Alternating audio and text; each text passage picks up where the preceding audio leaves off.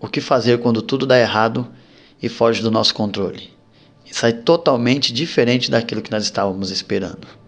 Eu sou Rodrigo Pontes e eu quero deixar um vídeo para você de esperança, uma mensagem que vai acalmar o coração das pessoas que estão passando por tempestades e quem não passa por tempestade nessa vida. Eu quero fazer menção aqui da palavra do Senhor no livro de Mateus, capítulo 8. A passagem começa a partir do versículo 23 e você conhece muito bem, então só vou ler o versículo de número 23, que diz assim: E maravilharam-se os homens dizendo: Quem é este, que até os ventos e o mar lhe obedecem? Quem é esse, que até os ventos e o mar lhe obedecem? Nessa passagem nós vemos aqui algo interessante que não havia acontecido até então, em todo o percurso de Jesus em seu ministério terreno. Nós podemos olhar que aparentemente é o primeiro momento que as coisas fogem do controle de Jesus. Você já reparou? Toda vez que Jesus está andando, está tudo praticamente sob o controle. Ele sabe quem vai passar dificuldade, ele sabe quem vai pedir socorro para ele, ele sabe quem vai se desviar do caminho, ele sabe quando os fariseus, os saduceus vão questionar ele. Ele sabe de tudo. E nessa passagem nós devemos prestar atenção em uma coisa: esse Jesus, ele é Deus, e ele não é somente um homem. Ali ele é 100% homem e 100% Deus. Para nós compreendermos essa passagem, que Jesus passa pelo meio daquela tempestade, e detalhe, ele estava descansando, dormindo. Jesus chama os discípulos, e se nós recorrermos aos três evangelhos, tanto Marcos capítulo 4 e Lucas capítulo 8, que trazem o mesmo texto, a mesma passagem, Lucas traz uma informação diferente da de Mateus, na verdade não divergindo, mas trazendo uma informação a mais, porque Mateus diz que os discípulos seguiram a Jesus. E o porquê que eles seguiram está lá no livro de Mateus capítulo 8, quando ele diz que eles seguiram Jesus porque Jesus deu uma ordem para eles: entre no barco e passemos para outra margem do mar. Aquele na verdade era o lago de Genezaré, onde as pessoas muito andavam ali, caminhavam, na verdade passavam de barco, mas não caminhavam a pé, porque é impossível. Mas Jesus ele vai atravessar esse mar porque do outro lado daquele lago ele tinha algo para fazer com um homem que estava endemoniado, era um gadareno, que não vou falar agora porque não vai caber, mas tinha uma missão para fazer do outro lado. E Jesus ele dá ordem para os discípulos entrarem dentro daquele barco, para passarem pelo processo até chegar do outro lado, assim como nós também passamos por processos da nossa vida que nós não compreendemos. E quando nós estamos entrando dentro do barco com Jesus, nós temos uma sensação que tudo está sob controle. Só que aparentemente nessa passagem, o que parece é que Jesus pela primeira vez, ele perde o controle da situação. O texto diz que Jesus entra com os discípulos e ele dorme. E os discípulos vão passando pelo meio do mar e todo mundo conhece a história que se levantou uma grande tempestade, mostrando que aparentemente Jesus perdeu o controle da situação. Só que eu falei para você que Jesus ele é Deus. Ele é um Deus onisciente, onipresente. Eu sei que naquele texto ele não é onipresente porque ele é o Verbo encarnado. E ele é um Deus onipotente. Ele tem esses atributos que são característicos da pessoa de Deus. Depois ele vai se tornar onipresente novamente, mas naquele momento ele não é. Porém, hoje ele é onipresente. Quando nós falamos de um Deus onisciente, nós precisamos compreender que se ele nos colocou dentro de uma situação, ele está ciente daquilo que vai acontecer. O salmista no Salmo 139, ele é categórico em dizer que: Senhor, tu me sondas, tu me conheces. Tu sabes quando eu sento e sabes quando me levanto. De longe conhece meus pensamentos. Então a gente vê que Jesus, ele é Deus, e sendo Deus ele é onisciente. Ele sabe de todas as coisas que vão acontecer. Ele sabia que aquela mulher do poço de Jacó tinha 5 maridos e o que ela estava na casa dela não era dela. Ele sabia que Pedro ia negar a Jesus e avisou a Pedro.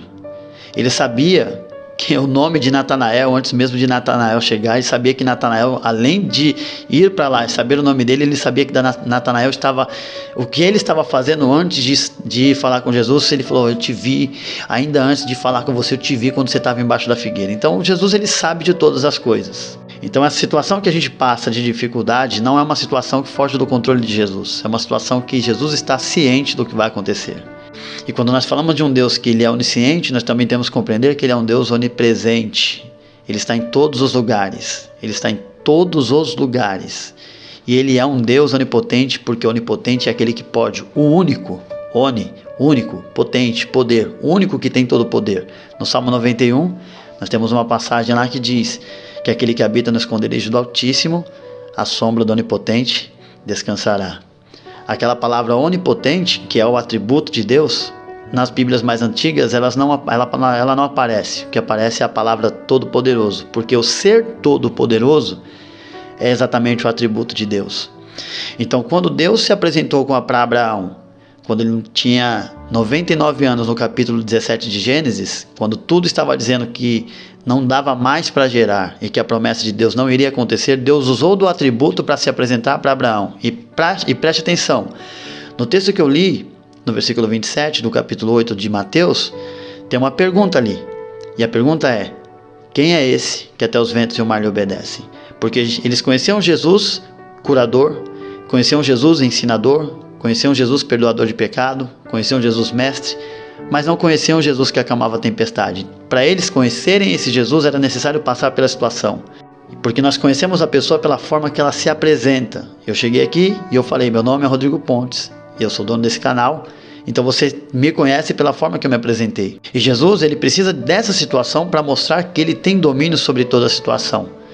E quando nós olhamos para esse texto, nós vemos que no texto de Gênesis, nós vemos que Abraão está perdendo o controle da situação. Está vendo que está velho, a mulher está velha, 99 anos, 89 anos, respectivamente, a esposa, e nada de gerar, mas Deus apareceu para se apresentar, que foi o que ele não fez no capítulo 12. Ele falou, Abraão obedeceu, e no capítulo 17, Deus foi para se apresentar e dizer: Abraão, fica tranquilo. Você está com 99 anos, sua mulher está com 89, vocês estão velhos, ela continua estéril, mas eu sou o Deus Todo-Poderoso.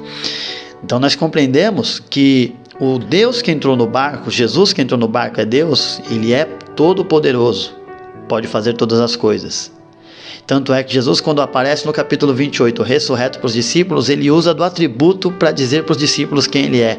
Ele chega no meio dos discípulos e ele diz: é-me dado todo o poder no céu e na terra. Está vendo o atributo de Deus aí? Todo o poder no céu e na terra. Então nós precisamos compreender aí que quem colocou a gente no barco é um Deus onisciente, onipotente e onipresente. Ele é onipresente. O Salmo 139 ainda vai dizer, a partir do versículo 7, o salmista questiona: Senhor, para onde eu fugirei? E para onde eu me ausentarei da presença do teu Espírito? Porque se eu subir aos céus, tu lá estás. Se eu fizer a minha cama no mais profundo abismo, também tu lá estarás. E se eu pegar as asas da alva e for às extremidades dos mares, também tu lá estarás. E a tua mão me sustentará. Nós vemos aí a onipresença de Deus. Aí você vai falar: não, Rodrigo, mas você está falando do Deus. Você vai diferenciar que é o Pai, não é o Filho. Só que Jesus vai dizer no capítulo 18 sobre a onipresença, 18 de Mateus, versículo 20, ele vai dizer que aonde estiverem 2 ou 3 reunidos no meu nome, aí estou eu no meio deles. A gente está reunido agora, eu estou aqui e você está aí. E Jesus está presente, tanto aqui como aí, no nome dele. Ele ainda vai dizer em Mateus capítulo 28, quando ele vai se despedir da igreja, deixar aquela mensagem de esperança, ele diz: e eis que eu estarei convosco todos os dias, até a consumação dos séculos. Então nós compreendemos, Jesus, ele é onipotente, onipresente e onisciente, porque ele é Deus. Hoje ele é onipresente. A pergunta é, se ele é um Deus onisciente, ele deu a ordem para os discípulos, segundo o que está lá em Lucas capítulo 8, ele deu a ordem para os discípulos: entrem no barco e passem para o outro lado. Já parou para prestar atenção que ele é onisciente? Tinha uma tempestade vindo, e mesmo assim Jesus mandou os discípulos entrarem. É porque ninguém pega Deus de surpresa.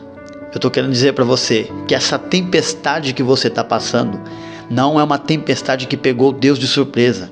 Ela pega você, que você não sabe o futuro, Mas o Deus que nós servimos é um Deus onisciente. Quando Ele te colocou dentro dessa situação, Ele já sabia o que ia acontecer.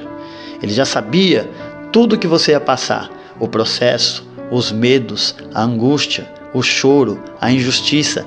Tudo o que você está passando, Ele já sabia.